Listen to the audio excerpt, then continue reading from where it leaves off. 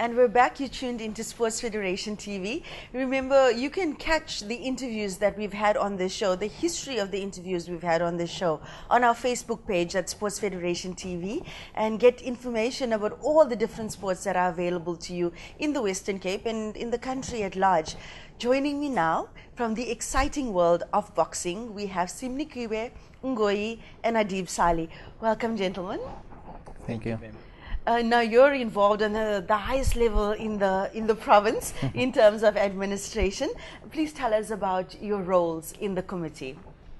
Okay, my role is I'm in charge of the referee and judges in the Western Cape. I basically oversee all of the rules and also whether anyone has a problem with anything that is happening with regards to officiating, they'll probably come to me with that. Okay. Yeah. Is it a tough job to get volunteers or people to sign up for that kind of responsibility? No, I think it's not a tough job. It just takes a bit of perseverance, you know, here and there. There's lots of traveling. We cover a big ground in the Western Cape. So we have tournaments that's spanning across 6 districts. Right, yeah, the 6 districts under the Western Cape Provincial Sports Confederation. Simnikiwe, what is your responsibility or area of responsibility in the Western Cape? I thank you, ma'am. My area of responsibility will be supervising when it comes to tournaments, whereby all the officials will come and report to me. I start the tournament from the beginning of the tournament up until where the tournament finishes. So they report up to me. So tournament coordinator and referees and judges. Yeah. Now boxing, as we all know, high street cred in terms of a sport, and internationally one of the most popular sports, and internationally also one of the best paying sports in the world. I hear they get more than golfers. Hey, those guys. In the Western Cape, how well is the sport doing? The sport is doing very well at the moment. We've been very busy in providing a solid foundation when it comes to boxers, coaches, and also the administration of the sport. We've received funding from the National Lottery Commission, which has helped us and is going to help us in the future in implementing and appealing to a broader audience. At the moment, we have our work cut out for us. We've been hosting in excess of over 80 bouts throughout some of the provincial meetings that's happening, and we're glad to say that we are on par with our planning. Okay. Yeah. In terms of meeting the requirements for all the different structures? We are meeting national as well as international requirements at the moment. Our governing body is internationally is AIBA. Simnikiwe, some people watching now might not know of boxing as a sport that you can actually compete in.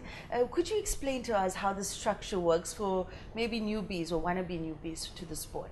Yeah, for those who are watching and thinking about coming into boxing, I think it will be very wise of them, because we think that with a healthy mind and also with a health body, you can be able to become a boxer.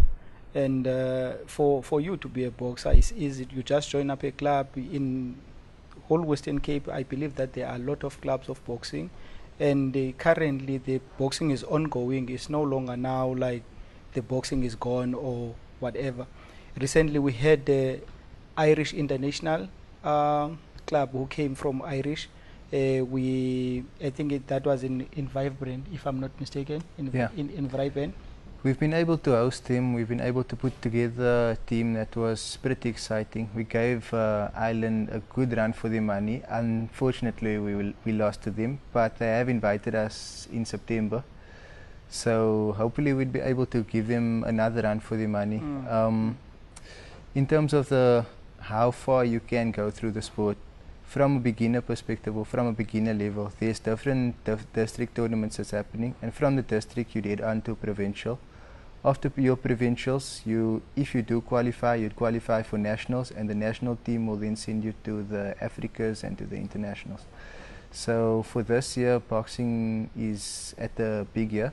There's the Junior Olympics that's happening, and also there's the Junior All Africas that's happening this year.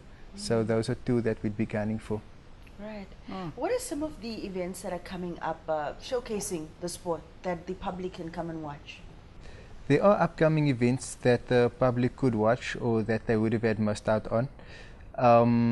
The nearest one to probably keep your eyes out for would be the provincials coming up, and that would be scheduled, I think, in the next couple of months. Yeah. Okay. So you've got a boxing page, Western Cape Boxing? It's the official Western Cape Open Boxing Organization. Right. A mouthful. Yes. Yeah. Okay. There's, So you see, there's different branches of boxing that's going on, and we are controlling amateur boxing. So there's professional boxing and there's amateur boxing. Open. The amateur boxers are the ones that send the boxers through to the Olympics. Right. So we are in line with that.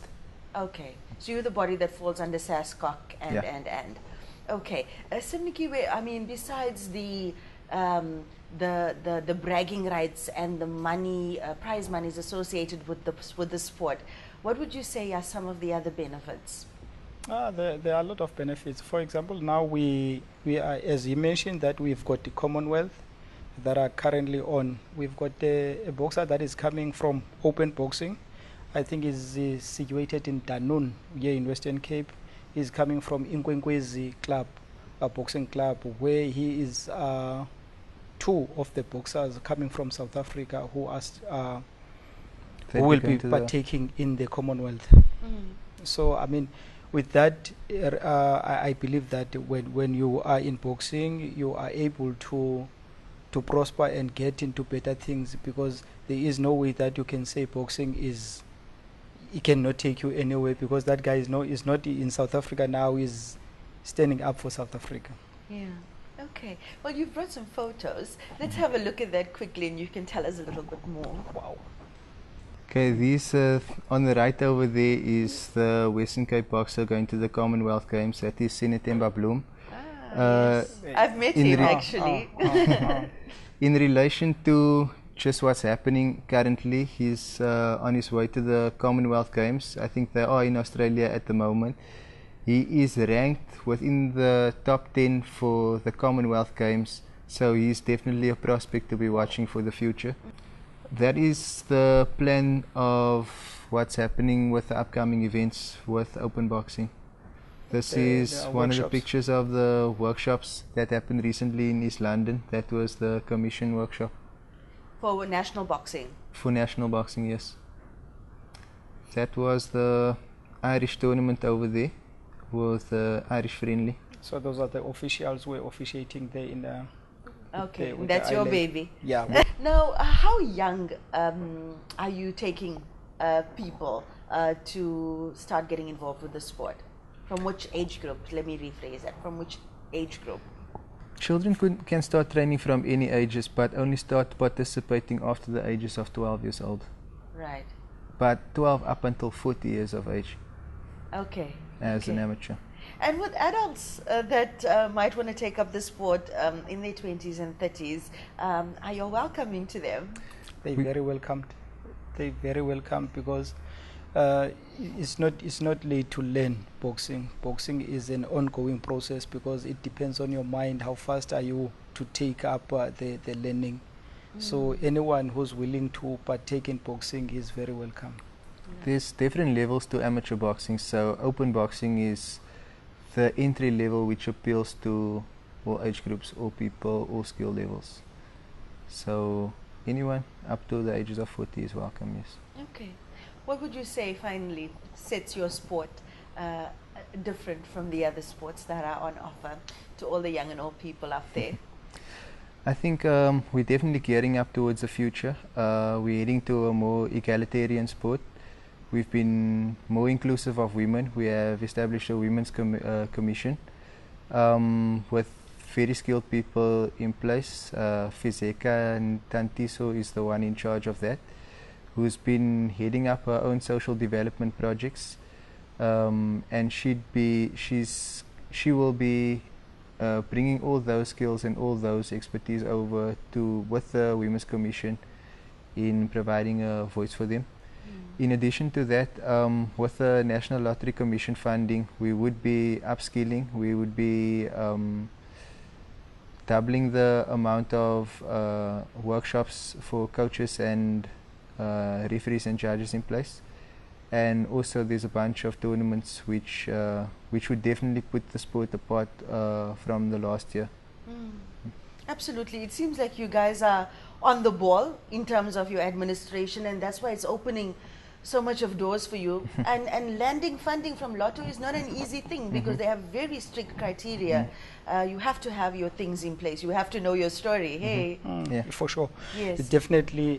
When it comes to Lotto, I believe that with the things that Adib has alluded to, let me say that with the upskilling of coaching and also having more tournaments that will be covered by the fund that we got from the Lotto, I think it will be of a great benefit to the boxing at large. And also I would like to also, on behalf of boxing, to thank you, Lotto, and we hope that maybe the others who are watching, they can give us more.